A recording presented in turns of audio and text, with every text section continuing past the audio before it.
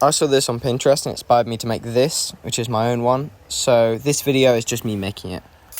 I started with a piece of laminate hardboard, like the type of stuff you might have on your kitchen floor. And I turned it into the blade. So I used a, what's it called, saw, the big choppy one. And I started chopping this, but I've never used one before, so you can watch my process of trying to figure out how to use this big, scary...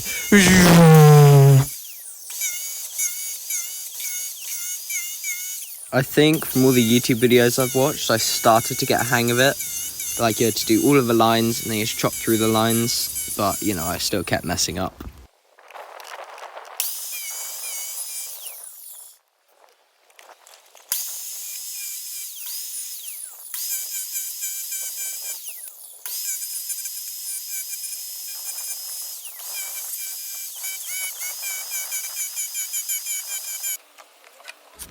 I then used the jigsaw to refine the shape, and this is when I realised how cool the blade shape I had done actually looked when it was there. Then I gave it a quick once over with my sanding thingamajig sanding mouse thing, which helped refine the shape.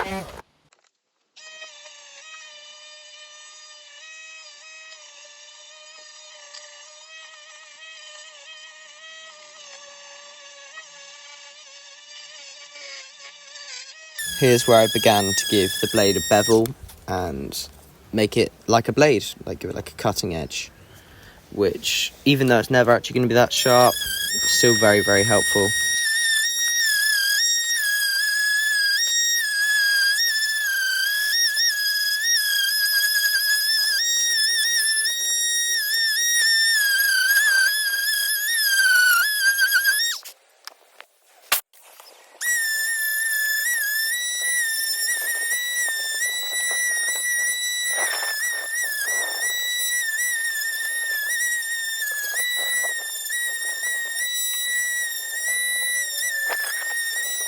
Then I got impatient because it was taking too long, so I just began to grind it using a wood grinder, which really sped along the process.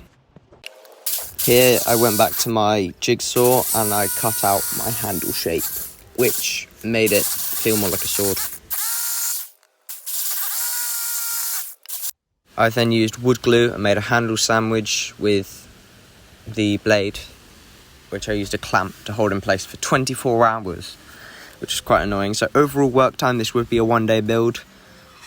And I'm going to say it's a one-day build, but really it's not. Here I'm just cutting off any of the handles overhang and making it a nice shape.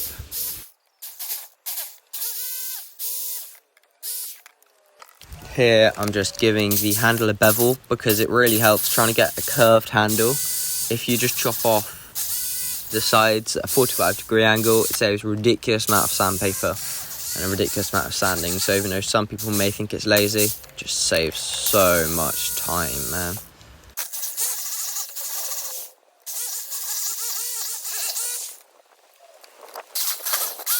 This video is at 100 times speed because I sanded for 20 minutes on this, because you just want everything to be really silky and you don't want any really heavy edges unless it's the end of the blade.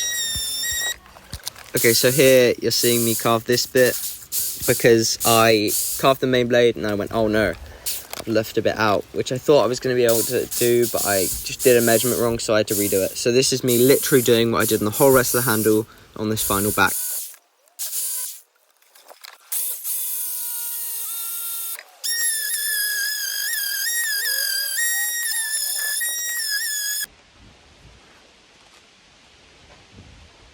Okay, hello, this is the first time I'm actually talking in this video. So this is what I've got so far, which I know it looks big, but it's not actually that big. I've just finished the handle, so now it's one. And I mean, it's looking pretty good. Like, you can really get power with it now because of the curved, so you can really like flick with it. Like, yeah, it's just really nice. So we've got this, and you can still see this laminate. So now I need to paint it. But I do need to get rid of this. Oh, I think I've sanded it enough, and I've got the blade bore thick enough. So yeah, now what I need to do is fill up a few holes, and now I just need to paint it. So I'm gonna spray it silver, and then put some fake rust on it. So it looks like that. So yeah, just get to doing that. So I kind of changed my mind again, and here is me adding battle damage. So I'm scraping out bits, I'm really carving bits out, but I'm also sharpening the blade up, so me giving it battle damage doesn't make it dull. So it still looks sharp, but there's just loads of scars and dents and burns, and just really making it look worn, like it's been in the apocalypse for years, and someone's been using it and fighting with it, and really mistreating it. So it's really rusty and disgusting. If you don't care about painting, skip to the timestamp 1312.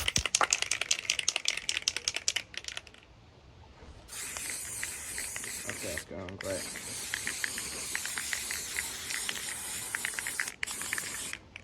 Finally, the painting stage. This is what really pulls together the project for me, and it kind of makes you forget what it's made of, and you just feel like you've just made a beautiful blade, and it's really cool. So yeah, I'm just giving it a silver base coat, and then I'll go in with grime and rust and dirt, which gets absolutely everywhere and is currently still staining my hands.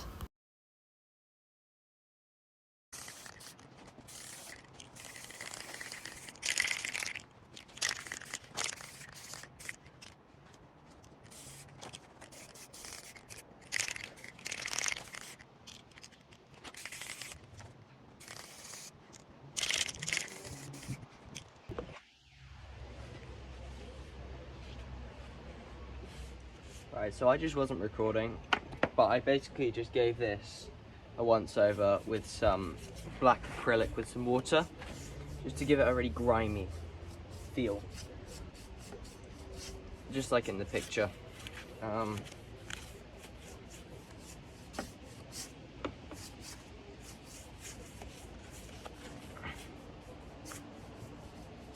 So it's just making it look really oil covered and really gross.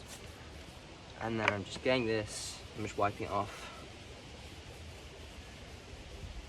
If I do this enough, it'll give it this, and I can make it look all rusty, but first I need to make it look all grimy. So yeah.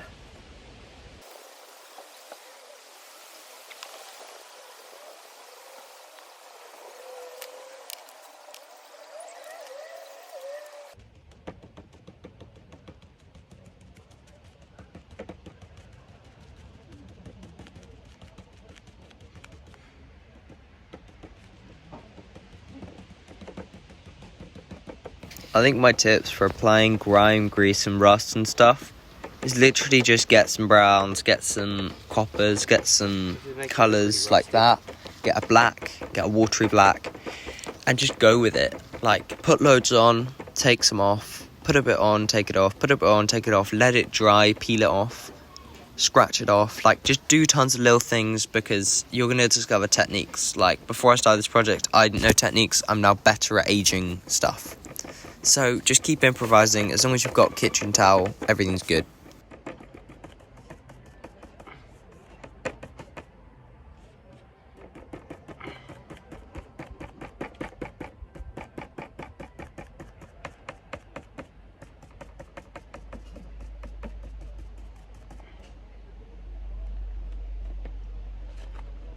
And then, same type of technique, get this.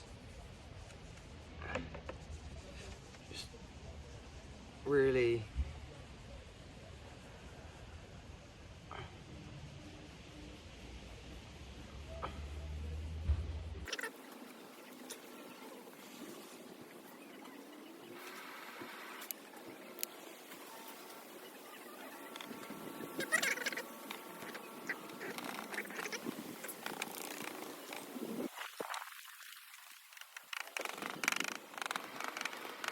And something that's quite often overlooked is when you're applying paint, use your hands, because your fingers have great texture and people never use that. Like, if you use your hand to get rid of something, it leaves a mark, and that's how blades are naturally aged, by people touching them like idiots, right? So you've got to be an idiot. and you've got to get the paint off using your hands sometimes, and use the paintbrush, and just use tons of different tools to try and get textures using the paint. I don't know why I'm yapping about this. This is my first time ever aging a blade, but you know, whatever.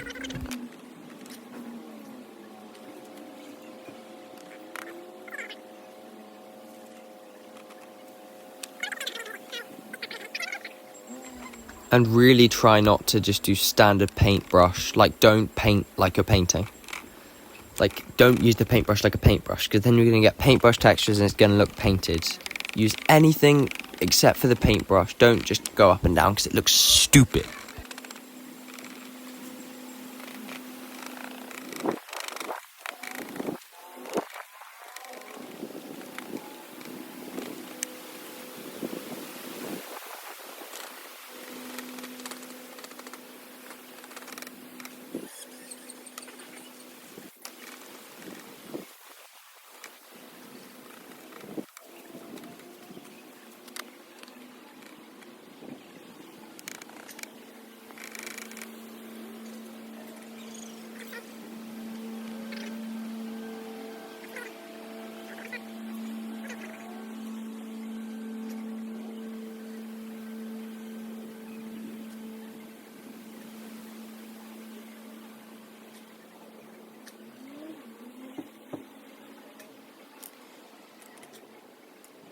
I used copper to highlight these sharp bits or where the blade's torn through.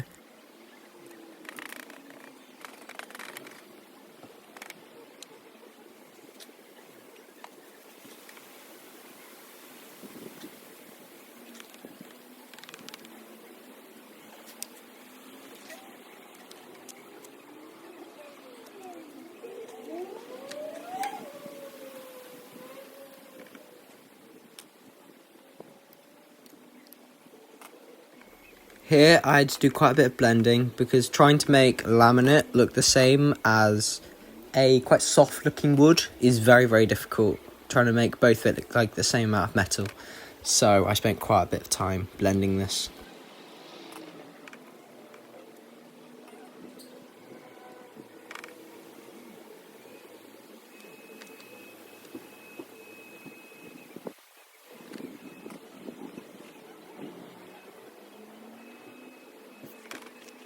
I really tried to make the bit in between the handle and the blade look really grimy, like dirt had been building up there for quite a while. And I kept going over all of the little scratches and bits just to really make it look like they've really been hit and kind of oxidized, just like copper.